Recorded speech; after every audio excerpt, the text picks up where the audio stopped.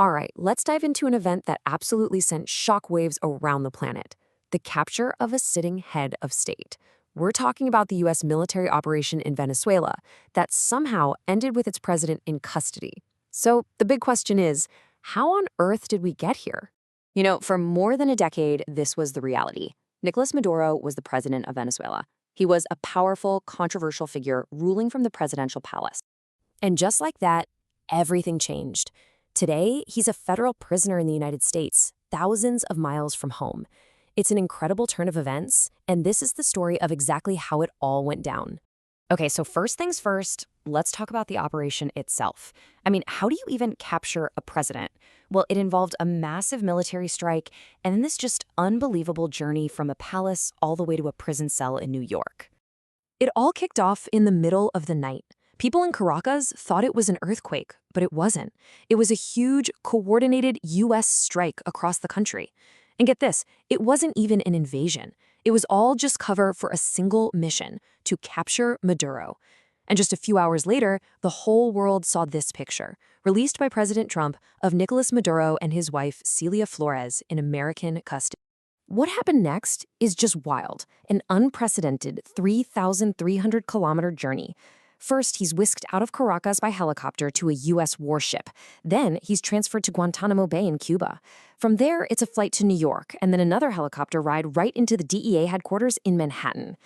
A president went from his palace to a prison cell in just over 24 hours. Truly unbelievable.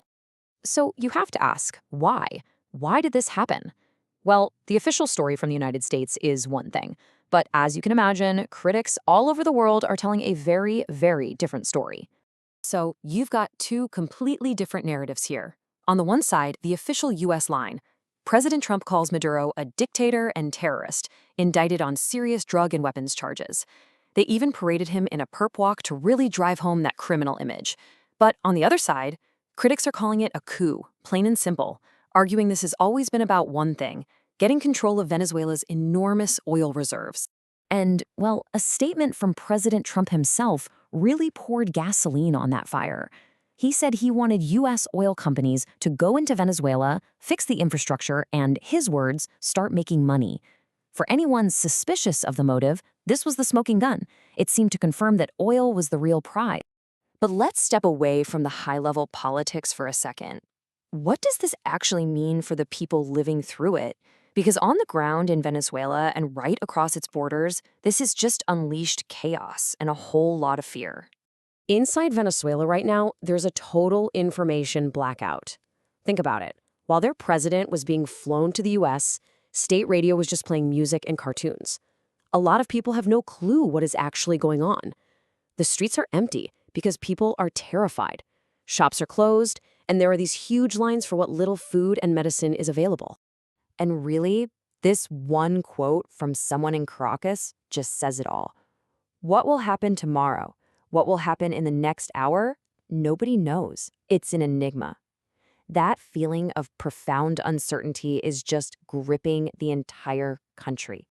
And, of course, a crisis like this doesn't stay contained. Even before all this happened, 8 million people had already fled Venezuela's collapse. And just look at this. A staggering 1/3 of them ended up in neighboring Colombia, which is now just bracing for a whole new wave of instability. The worries aren't just humanitarian either. Colombian officials are terrified about security. That border they share, it's notoriously porous, already home to all kinds of armed groups.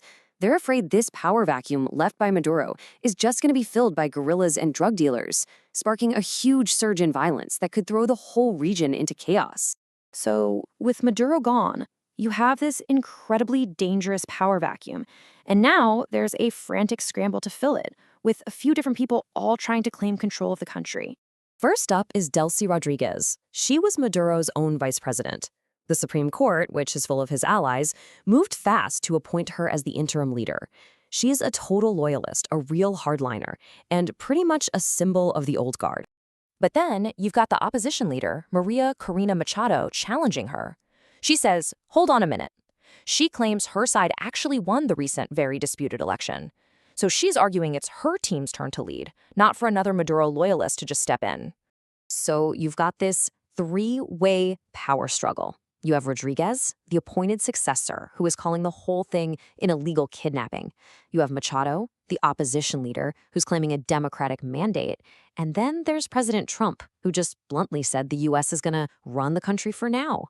It's a total political standoff, and honestly, there is no clear end in sight. So finally, we have to ask, what happens next? Because this whole situation, it goes way beyond Venezuela. It sets a new, and for a lot of people, a really terrifying precedent for the entire world. 8 million. I just want you to sit with that number for a second. That's how many people had already fled Venezuela before any of this even happened. It's just a brutal reminder that whatever comes next, it's happening to a country that was already completely on its knees. Across Latin America, other leaders are just in shock. They're worried this signals the end of the rule of law. And you can bet the question they're all asking themselves is a pretty chilling one. If the U.S. can do this in Venezuela, could our country be next?